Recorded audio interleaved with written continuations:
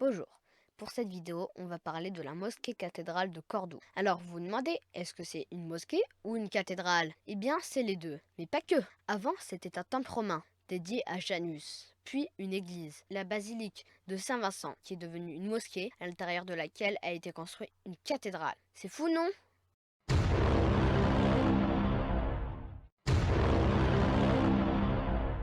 Mais non, c'est pas ça. Restons dans le thème.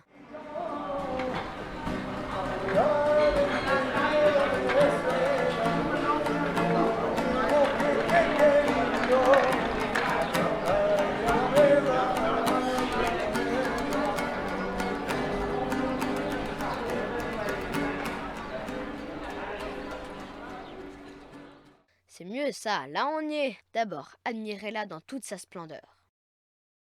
Mais c'est maintenant qu'il faut la musique de fond, nom de Zeus.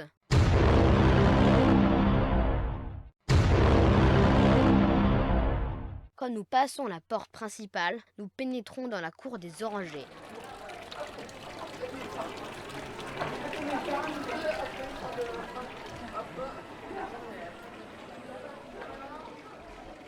Elle est rectangulaire, elle possède 3 fontaines et des orangers, d'où son nom. C'est un des plus vieux jardins d'Europe. Ici, on l'appelle El Paseo de los Naranjos. Maintenant, rentrons à l'intérieur du bâtiment, la fameuse mosquée de Cordoue.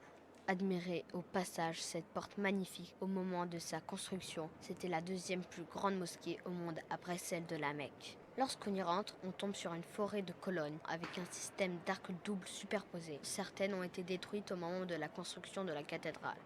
Revenons au presque tout début de cette histoire. En 711, les musulmans arrivent sur la péninsule de Cordoue. Puis en 756, la ville devient indépendante sous Abdelrahman. Entre 786 et 798, la mosquée Al-Jama primitive d'Abdelrahman est construite. Fatih, ça veut dire quoi, primitive? Primitive, bonne question.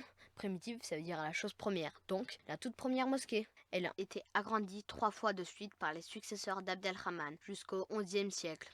En 1236, avec la conquête de Cordoue, la mosquée est consacrée au culte catholique. Elle redevient une église. C'est à partir du XVIe siècle que commencent les travaux et la construction de la grande chapelle pour transformer la mosquée en cathédrale. Les habitants de la ville et le conseil municipal s'opposèrent à la destruction de la mosquée qu'ils trouvaient exceptionnelle. Ils demandèrent l'aide de Charles Quint pour interrompre les travaux, mais ce dernier donna son accord pour la transformation, geste qu'il regretta par la suite. En visitant les lieux, il aurait effectivement prononcé cette phrase: « Vous avez détruit ce que l'on voyait nulle part pour construire ce que l'on voit partout. » Aujourd'hui, il reste un ensemble unique où s'entremêlent les arts musulmans et chrétiens, témoin de l'histoire incroyable de Cordoue. En 1984, la mosquée est déclarée patrimoine mondial de l'UNESCO et en juin 2014, elle passe au rang de valeur universelle exceptionnelle.